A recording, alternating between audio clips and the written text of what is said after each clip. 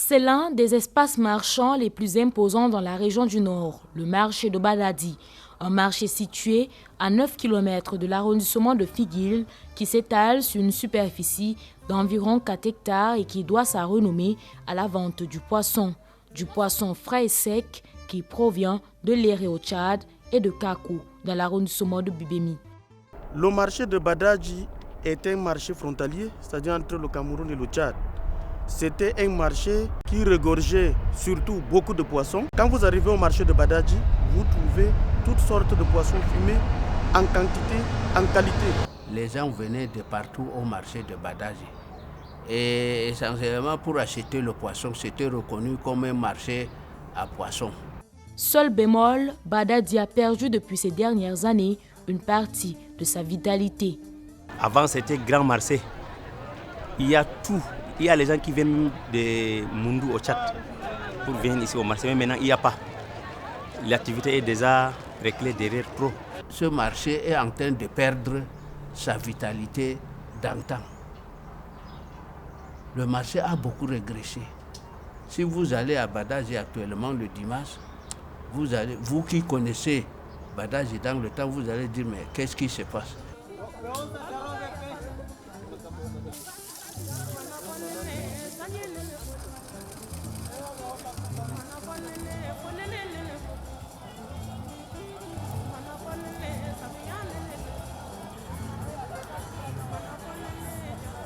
Aujourd'hui, Badadi, c'est tout simplement un espace où tous les dimanches, des commerçants du Cameroun profond et du Tchad voisin viennent écouler diverses marchandises. Il y a beaucoup d'animations. Il y a les gens qui viennent dans la nuit de dimanche pour organiser les marchés. Il y a les enfants qui font charger des batteries.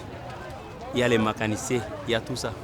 Badadi, c'est aussi un espace réservé à la vente du bétail.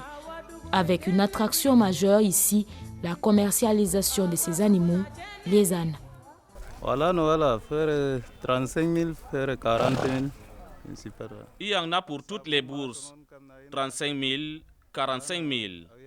Les acheteurs viennent surtout de l'extrême nord. On se rend généralement au Tchad pour acheter les ânes et les vendre ici. En termes d'estimation des espèces, on peut retrouver une cinquantaine de petits ruminants, dont caprins et ovins confondus, et une soixantaine d'asins. Chaque fois qu'il y a abattage, on fait donc l'inspection sanitaire à l'abattoir pour pouvoir donc déceler les maladies légalement transmissibles